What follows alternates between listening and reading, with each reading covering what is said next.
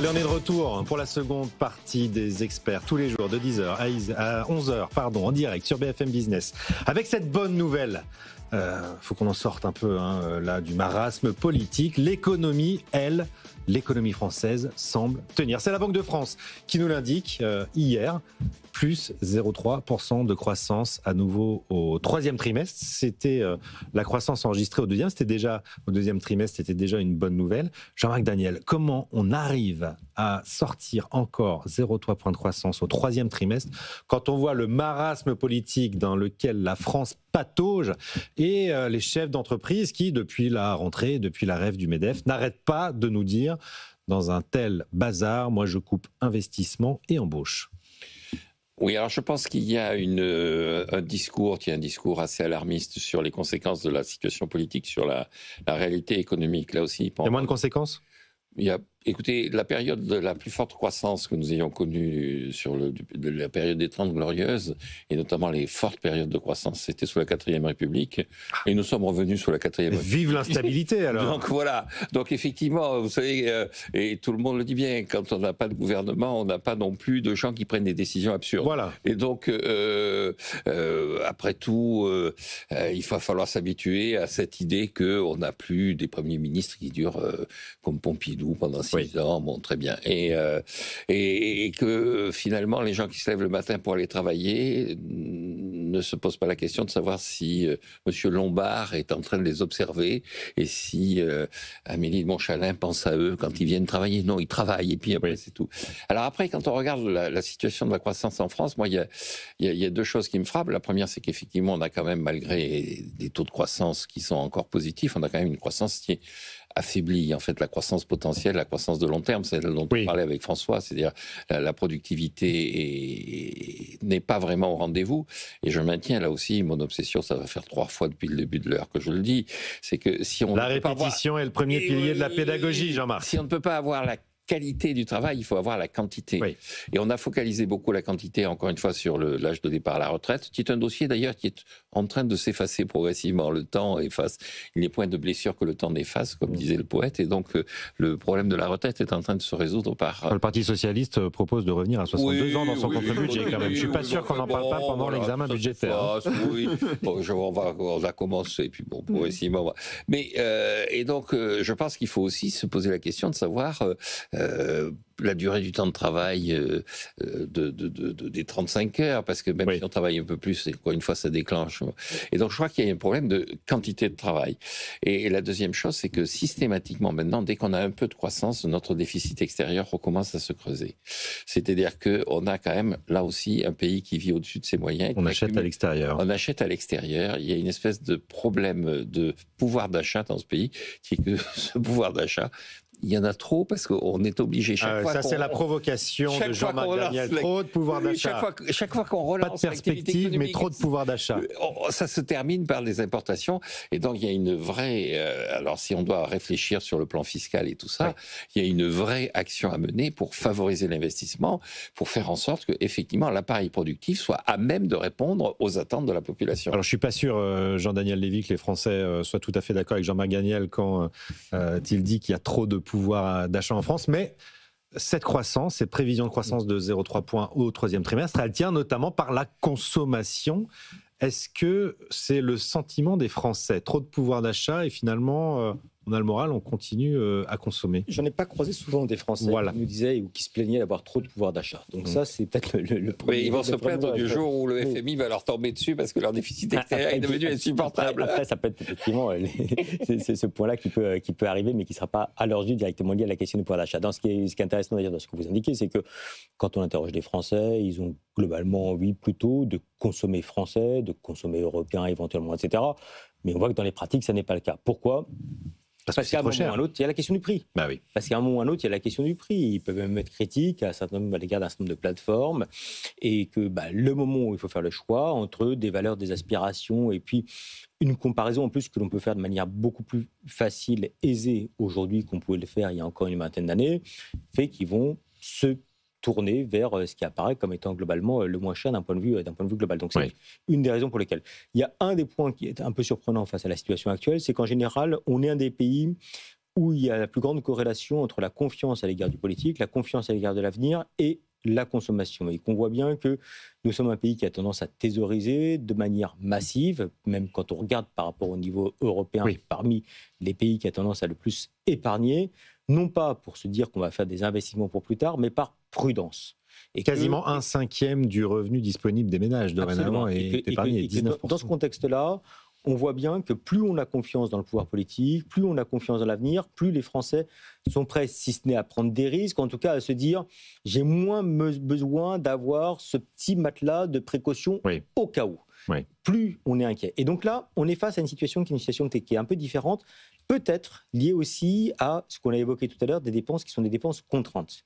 Et avec les Français qui disent on est obligé d'effectuer un certain nombre de dépenses qui peut être effectivement dans la téléphonie mobile, dans Internet, qui sont aujourd'hui des produits de première nécessité, mais également dans la consommation en matière d'alimentation, de transport, d'hébergement, etc. Et que ça contribue peut-être à cette évolution.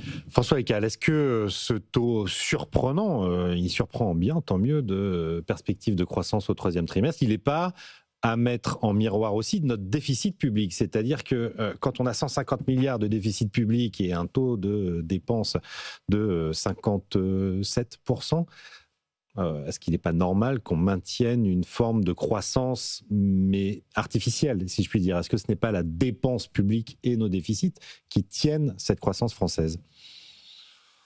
Non, parce que ce qui compte, c'est l'écart entre les dépenses et les recettes, c'est le déficit et là, il est en principe en 2025, il devrait quand même diminuer un peu. Parce que, il y a quand même pas mal de hausses d'impôts, à la fois, plutôt sur les entreprises, c'est vrai, mais un petit peu sur les ménages aussi. Donc, mais des hausses de recettes, mais les dépenses, elles sont toujours là. L'impulsion budgétaire keynésienne, elle n'est pas positive en ce moment. Elle est probablement, elle est légèrement négative. Voilà, elle n'a pas beaucoup d'effets, mais elle soutient pas l'activité, non. D'accord, donc c'est l'activité privée, l'investissement, l'emploi qui tient bon encore. Oui, alors l'emploi tient bon, mais encore une fois, on annonce quand même des perspectives d'une dégradation progressive de l'emploi. Là, Jean-Marc, oui, pour l'instant, 0,3% de croissance. Ça veut dire qu'on pourrait faire un peu mieux sur l'année 2025, finalement. Mais effectivement, encore une fois, un des enjeux là aussi, c'est comment les entreprises vont réagir à court moyen terme. Il y a encore beaucoup d'entreprises zombies quand on regarde. Il y a encore beaucoup. Quand on regarde justement les travaux de la Banque de France, dit que finalement, on n'est pas encore totalement sorti de la période de la Covid. Il y a encore des entreprises qui ont réussi à survivre grâce à ce qui s'est passé à ce moment-là. Et donc, un des enjeux, pour moi, un des enjeux clairement budgétaires, c'est effectivement d'alléger la charge sur les entreprises. C'est-à-dire, c'est ce que rappelait d'ailleurs le président du MEDEF à la REF, là, il y a quelques semaines. Patrick Martin, il disait, écoutez, vous nous aviez promis de supprimer la C3S et de la CVAE et de réduire la CVAE. Où en sommes-nous? Puisque vous nous aviez dit également dans l'évaluation des conséquences de ces suppressions d'impôts qu'elles étaient extrêmement positives pour la croissance. Alors soyez cohérents, allez jusqu'au bout. Et donc on rejoint un peu ce qu'on disait sur l'opinion. Les Français sont persuadés que ils aiment beaucoup l'entreprise, mais qu'elle ne paie pas assez. Ils aiment les petites entreprises. Ils aiment la PME. Les grandes, dès que ça grandit, les multinationales. Mais ils n'aiment pas Total, ils n'aiment pas Pouyanné, ils n'aiment pas, ils n'aiment pas ça. Et c'est pour ça là que ça se passe, effectivement. C'est là et donc, le véritable enjeu, là aussi, dans la politique budgétaire, c'est pas uniquement les critères du pacte de stabilité et de croissance, c'est pas uniquement le niveau de la dette, c'est aussi la façon dont on utilise la dépense et la façon dont on réorganise les recettes. Et le dernier élément que je mettrai en avant, moi, ce qui me frappe aussi dans le débat, c'est la disparition de tous les enjeux autour de l'écologie. C'est-à-dire qu'on a quand même je ne sais pas comment vous avez passé l'été, mais moi j'étais à Bordeaux, je peux vous dire qu'il fait chaud maintenant à Bordeaux. Et ça fait 2 ou 3 ans qu'il fait vraiment chaud. Et donc, ces enjeux, les gens le vivent maintenant dans leur vie quotidienne. Il y a quand même des gens qui commencent à dire que dans des villes comme Lyon, il va y avoir un problème immobilier parce que les gens se disent, est-ce que je vais pouvoir continuer à habiter dans des villes avec tellement... Or, ces enjeux-là ont totalement disparu et la fiscalité, c'est aussi un des outils. Donc, je pense que... on a rappelé tout à l'heure le rapport Pisani-Mahfouz, effectivement, ça va être il y a des enjeux derrière 60 milliards par an de financement. Être focalisé uniquement sur il faut faire payer les riches, et moi je veux rien faire, n'est pas forcément totalement... Ce que vous dites, c'est que c'est une impasse. C'est une impasse. Et c'est une impasse de dire aux gens, écoutez, effectivement, il faut favoriser les entreprises parce que c'est là qu'on crée la richesse, il faut voir comment on peut réagir aux problèmes climatiques, etc. Avoir un discours un peu plus large, un peu plus cohérent que simplement, on sera en 2029 à 2,9% du PIB, selon les hypothèses de croissance potentielle qui permettent d'évaluer un tendanciel qui lui-même doit être corrigé. Bref. Il faut un discours clair. On va avoir besoin d'énormément d'argent et donc tout le monde devra participer. Le message, il est entendu, Jean-Daniel Lévy. Le message, il peut être entendu justement s'il y a la perception que c'est juste. Voilà. Et je pense que c'est l'enjeu central. C'est-à-dire que les Français sont prêts à se mettre en mouvement, les Français sont prêts à faire des efforts, les Français sont prêts à se dire que si jamais ça peut servir de manière un peu projective l'avenir de la France ou l'avenir de nos enfants, ils sont prêts globalement à faire des efforts. Et même quand vous regardez aujourd'hui les retraités, la redistribution intrafamiliale fonctionne quand même pas mal en fait. Donc on n'est pas uniquement sur une situation égoïste qui vise uniquement à avoir sa propre situation. Mais ça vient se heurter de manière systématique à la question de la justice. Et ce qui est assez frappant, j'avais évoqué en 2012 l'arrivée de François Hollande au pouvoir, qui n'est pas arrivé d'ailleurs sur la ligne qui était la plus à gauche possible, hein, parce qu'en fait on sait que le Parti socialiste a dans son manuel de la conquête du pouvoir l'idée de dire on prend le pouvoir le plus à gauche possible, et puis après, on voit ce qui se passe. Ce n'était pas exactement la position de François Hollande, et une partie des Français avaient entendu qu'en termes de pouvoir d'achat, en termes d'impôts, en termes voire de temps de travail, on n'allait pas forcément être exactement sur la ligne qui était la ligne précédente. À partir du moment où ils avaient le sentiment que ça servait à quelque chose, ils étaient prêts à faire un effort. Là, il y a eu un doute à l'époque de François Hollande. Le doute à l'heure actuelle, c'est est-ce que les efforts sont justement ou injustement répartis ? Et quelle que soit la réalité des chiffres, quelle que soit la situation qu'on peut avoir en France par rapport à d'autres pays européens, on a le sentiment et on a une focalisation que ceux qui sont tout en haut de l'échelle sociale ne participent pas suffisamment aujourd'hui à l'effort collectif, soit parce qu'ils ont de l'évasion fiscale, soit parce qu'ils ont de l'optimisation fiscale, soit parce qu'en fait ils arrivent... C'était un message des Gilets jaunes, ça, dans les cahiers de doléances, dans les mairies. Massif des Gilets jaunes. Mais je suis persuadé que s'il y a le sentiment qu'il y a plus de justice, ceux qui sont en gros de la classe moyenne, voire des classes populaires, peuvent se dire il y a un effort collectif à faire, tout le monde joue le jeu, donc je suis prêt à jouer le jeu, mais il faut qu'il puisse avoir cette forme d'impulsion. François Eccal, c'était le principe même du budget de François Bayrou, c'était le principe même de l'année blanche, c'est que tout le monde participe à l'effort. Il n'a cessé, l'ancien Premier ministre, de le répéter sur toutes les antennes. Oui, mais le problème, je suis tout à fait d'accord, ce qui compte en effet, c'est le ressenti des Français en termes de justice. Mais le problème, c'est que justement, c'est subjectif, le ressenti. Et les économistes eux-mêmes sont partagés. Parce que les économistes sont capables, avec beaucoup de difficultés parfois, de mesurer des inégalités, un taux de pauvreté. Ah oui, on a des outils quand même pour ça. Mais les économistes ne sont pas capables de vous dire, en revanche, quel est, je dirais, le niveau normal d'inégalité ou de pauvreté. Ils n'en savent rien et ils sont partagés. Alors peut-être pas normal, mais acceptable. Il y en aura toujours. Mais on n'en sait rien. Par la population, ça dépend des cultures. Il y en a qui vous diront, il y en a la moitié qui vous diront il y a trop d'inégalités en France, et l'autre moitié qui vous diront on ne peut pas faire plus en termes de redistribution. Donc les Français sont totalement partagés là-dessus, et finalement ils en reviennent. Malheureusement, c'est là où je suis pessimiste, c'est-à-dire même si on essaye d'avoir un plan plus juste entre guillemets, vous en aurez toujours un très très grand nombre qui vous diront les riches ne payent pas assez. Et à l'inverse, les pauvres sont ceux qui profitent des aides sans travailler, les assister. Qui en profitent trop. C'était ça le message des Gilets jaunes. C'est ça. Mais ça, malheureusement, dans le climat français aujourd'hui, compte tenu aussi de ce que disent les experts, parce que je vois pas. On n'en sort pas. Je suis pas très optimiste. Les Gilets jaunes, c'était il y a 7 ans. Finalement, on en est toujours au même point. Là où je rejoins ce que dit François, d'ailleurs, là aussi, le livre de Piketty dont je parlais, à un moment donné, dans ce livre, il y a quelqu'un qui lui demande, son débatteur lui demande, mais à votre avis, en tant qu'économiste, qu'est-ce que c'est qu'un bon niveau de prélèvement ? Il dit, je ne suis pas économiste parce que je prends position sur ce qui est juste et qui n'est pas juste. Et donc, je réagis en philosophe et pas en économiste. Je considère que je ne suis pas économiste. Et donc, il explique qu'effectivement, c'est une technique, l'économie, et que ça ne peut pas répondre à tout, et que lui, il s'investit en tant que citoyen pour répondre. Et donc, à partir de là, il y a, je cite assez souvent un vers de Corneille, qui est jamais un envieux ne pardonne au mérite. Et donc, Voltaire le reprenait régulièrement en disant bon. Et donc, le véritable enjeu, c'est comment, effectivement, on persuade les gens de respecter le mérite et donc il faut des perspectives de l'ascenseur social, c'est toujours la même chose. Et donc je reviens à ce que je disais sur l'écologie et tout ça, je crois qu'à un moment donné, et c'était une perspective qu'on donnait, on disait aux gens, écoutez, il y a non seulement l'ascenseur social, mais il y a le fait de faire en sorte que la planète, la société soit vivable pour vos enfants. La chose que vous devez faire pour vos enfants, c'est effectivement de faire en sorte qu'ils aient de l'éducation, ils aient du niveau de vie, mais ils aient aussi un cadre de vie qui soit supportable. Alors ça a totalement disparu, et je suis frappé par l'incapacité de nos politiques à sortir de cette idée qu'il faut, alors c'est ce que disait Bayrou, il dit on a le choix entre le compromis et l'impuissance. Et moi, je pense que c'est au-delà du compromis. Pour finir, je prends assez souvent l'exemple de Mario Monti. Mario Monti, quand il a pris le pouvoir, il a dit « Je suis technicien et je vais prendre 3 mesures. La première mesure, c'est je vais équilibrer les comptes publics, je vais baisser la dépense. La deuxième mesure, je vais faire de la croissance et pour ça, je vais faire de la concurrence. Et la troisième mesure, je vais redonner à ce pays le sens de sa dignité. » Et la première mesure qu'il a faite, c'est de dire « je vais être reçu par le président Obama ».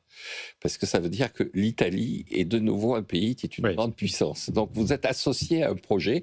Bon, associé à un projet, définir un projet qui ne soit pas, encore une fois, uniquement, on s'est mis d'accord entre LR, Horizon, sur le fait de savoir combien d'emplois on va supprimer dans le ministère de l'Agriculture. Et l'impuissance qui consiste... Bon, écoutez, on a une espérance de vie dans ce gouvernement de 4 jours. Bon, on va essayer de faire en sorte que pendant ces 4 jours, on claque pas trop de fric. Alors, vous parlez de Mario Monti, c'est une très bonne transition à 10h46 pour parler de l'Europe un peu. Je voudrais qu'on parle de l'Europe. L'Europe qui s'inquiète de la situation française. Antonio Tajani, le ministre des Affaires étrangères, déclarait il y a quelques jours que la situation française était très inquiétante pour l'économie italienne, qui elle va beaucoup mieux. Les taux italiens, François Ekal, je me tourne vers vous, les taux italiens qui sont passés à 10 ans sous le taux français. La France va emprunter à des taux possiblement supérieurs à ceux de l'Italie qui étaient dans le très haut de la fourchette européenne. Et puis c'est aussi le vice-président de la Commission européenne, Valdis Dombrovskis, qui est venu voir Pierre Moscovici il y a quelques jours pour faire un point d'étape, un petit bilan de l'état des finances publiques françaises. Est-ce que l'Europe, François Ekal, la France, pardon, est en train de devenir le grand malade de l'Europe ? Pour ce qui est de la comparaison avec l'Italie, si je reprends les petits calculs que Jean-Marc Daniel va trouver, bon, ça permet de voir des idées sur ce qui peut se passer, etc. Aujourd'hui, on a un déficit primaire, c'est-à-dire hors intérêt, qui est pas loin de 4 points de PIB. Si on reste à ce niveau. Ce qui est déjà pas évident. Ça veut dire qu'on va compenser les dépenses militaires supplémentaires par des économies. Déjà, c'est pas évident. Bon, on reste là. On suppose que les taux d'intérêt resteront à 3%. Aujourd'hui, ils sont à plus de 3%. Ils sont à 3,5%. Dans le calcul avec Blanchard, on avait dit 3%. Donc c'est optimiste. 3,46 ce matin. Peut-être optimiste. 3%. On pense que la croissance en euros, c'est-à-dire avec l'inflation, ça sera 3% aussi. C'est optimiste aussi. Ça veut dire par exemple 1,3% en volume, puis 1,7% de hausse des prix. Vous trouvez ça optimiste ? Si vous prenez juste ces hypothèses-là, la dette publique française... Avec des lunettes roses, c'est en voyant la vie en rose. La dette publique française en 2030, elle est à 135% du PIB. C'est le niveau italien. La grande différence avec l'Italie, c'est que l'Italie, elle est à 135% du PIB, elle y était déjà il y a 10 ans. Ils ont stabilisé leur dette. Nous, on va les dépasser en montant à toute vitesse. Et on va croiser ensuite les Grecs. Toute vitesse. Voilà le problème. Donc on est bien en train de devenir l'homme malade de l'Europe, sauf que la différence avec la Grèce d'il y a 10 ans, c'est que la Grèce c'était 2% du PIB de la zone euro. Que la France, c'est 20%. C'est un peu plus gênant pour les autres. Le même choc. Peut-être qu'il va falloir appeler juste 2 éléments complémentaires. La BCE à la rescousse bientôt, Jean-Marc. L'Italie dégage des excédents extérieurs maintenant. C'est-à-dire que l'Italie est non seulement... L'excédent extérieur, ça, c'est un grand pays exportateur depuis longtemps. Oui, c'est surtout les excédents extérieurs, je rappelle, ça mesure la situation d'épargne. La France a des déficits extérieurs, c'est-à-dire que... Il faut expliquer. Contrairement à ce qu'on pense, la France n'épargne pas assez. Pourquoi ? Parce que les ménages épargnent pas mal, ils ont épargné plus à certaines époques, mais ils s'épargnent pas mal, mais une partie de cette épargne est totalement détruite par l'État, c'est-à-dire que le déficit de l'État est tel que les comptes extérieurs, l'épargne du pays, c'est l'épargne des ménages, plus l'épargne des entreprises, plus l'épargne des administrations publiques. Vous nous dites qu'on achète trop de dettes françaises et pas assez, qu'on n'investit pas assez avec notre épargne dans les entreprises. C'est voilà, ça. Exactement. Et donc, comme on n'investit pas dans les entreprises, effectivement, on manque de croissance, on manque globalement d'épargne. Il n'y a pas assez pour financer nos entreprises et notre croissance économique. Bon, une autre manière de le dire, c'est peut-être qu'il y a un peu trop de dettes aussi et qu'il peut y avoir des arbitrages différents. Absolument. Il faudrait que l'État, un des enjeux de l'État, c'est pas uniquement de baisser ses dépenses, c'est de nous rendre notre liberté d'action en termes de croissance économique. Et la deuxième chose, c'est pourquoi est-ce que c'est important que l'Italie, pourquoi est-ce que l'Italie est en train de dégager effectivement des excédents extérieurs et tout ça, c'est parce que l'Italie est un pays vieux. C'est-à-dire que tous les pays qui ont tendance à être vieux ont tendance à épargner, et comme ils épargnent, effectivement, ça se retrouve dans leur compte extérieur. Oui.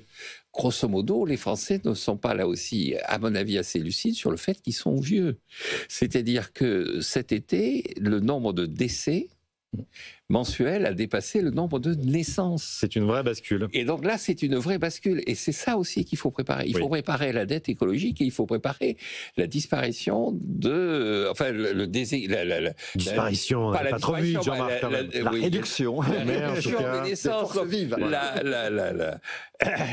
La pyramide des âges. La pyramide des âges va changer de forme. Elle va cesser d'être une pyramide pour devenir une pyramide inversée. Et pour la première fois, les plus de 50 ans sont devenus majoritaires. C'est l'autre bascule. Oui. Les plus de 50 ans sont devenus majoritaires dans la population française. Ça a des conséquences politiques, ça aussi, évidemment. Ça a des conséquences en matière de consommation, ça a des conséquences en matière politique, ça a des conséquences évidemment en matière de structuration du débat public, ça c'est absolument certain. On sait qu'aujourd'hui, en fait, c'est un corps électoral qui a tendance à voter un peu plus à droite, enfin au centre et à droite sur l'échiquier politique. Oui.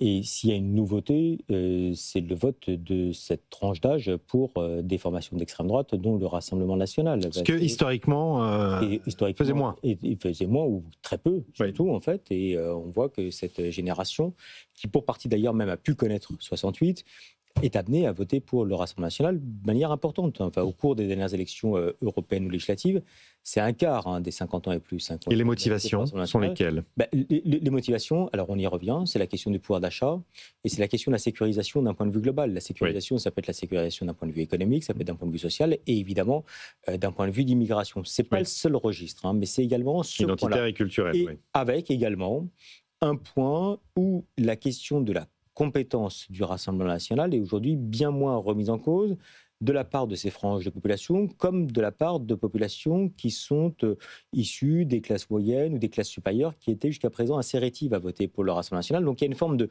normalisation du Rassemblement national qui s'inscrit à travers ces différents aspects, dont, pour revenir à la question de départ, les personnes qui sont âgées de 50 ans et plus. On parlait d'Italie, est-ce que l'effet Mélanie joue sur l'électorat français? On sait que ça fonctionne auprès des chefs d'entreprise, on en parle beaucoup. Ça fonctionne nettement. Est-ce que c'est dans l'opinion publique? Ça fonctionne nettement auprès des personnes qui sont avec des niveaux de diplôme relativement élevés, avec des positions sociales qui sont relativement fortes. On va penser aux cadres et aux personnes qui ont des professions qu'on qualifie d'intellectuels supérieurs quand on regarde au regard des critères de l'INSEE.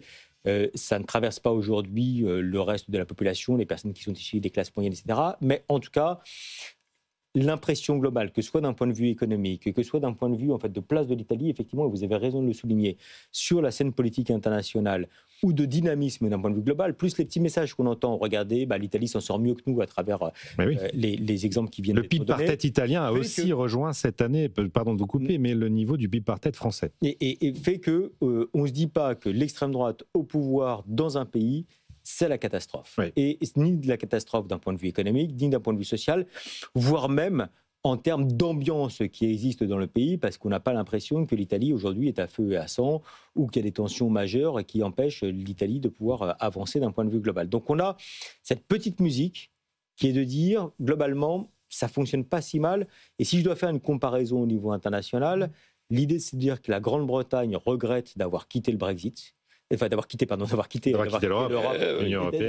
l'Europe, et que ça ne se passe pas avec la promesse, et ce qui fait que le Frexit, ou en tout cas l'idée de quitter l'Union européenne, ne traverse pas aujourd'hui l'esprit française, et qu'en revanche, s'il doit y avoir un point qui est un point où on se dit, tiens, il y avait une dimension qui est inattendue et qui a des effets qui sont là aussi inattendus et plutôt positifs, en tout cas d'un point de vue d'opinion, notamment de la part des catégories supérieures, c'est l'Italie. Et oui.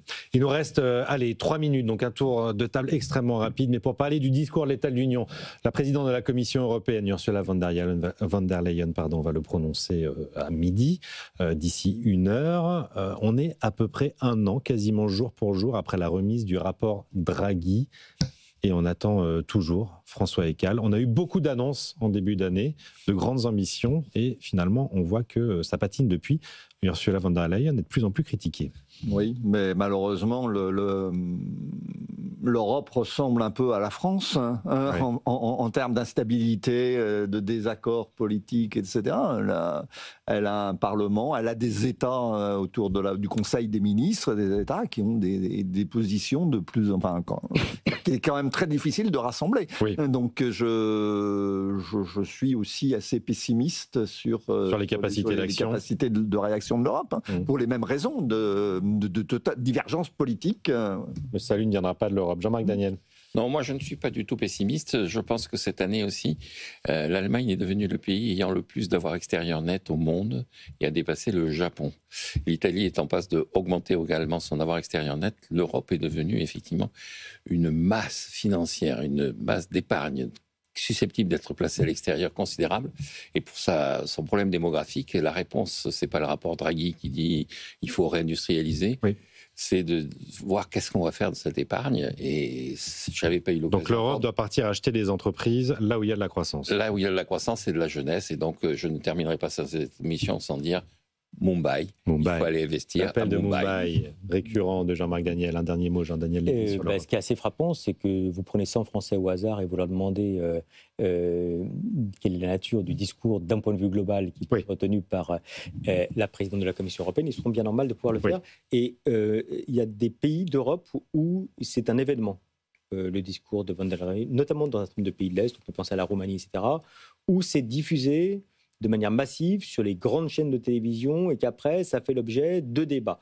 Là, aujourd'hui, c'est quasiment Ça passe complètement inaperçu aujourd'hui avec la situation internationale. Vous l'avez rappelé, Raphaël, ça vous. Mais nous en parlons sur l'antenne de BFM Business. Absolument. Mais ce n'est pas un événement et tout se passe comme si la France avait aussi ce côté qui nous est qualifié comme étant orgueilleux de la part des autres, en disant on n'a pas forcément besoin d'avoir des conseils ou des remarques de la part des autres, et même on sait que souvent c'est contre-productif.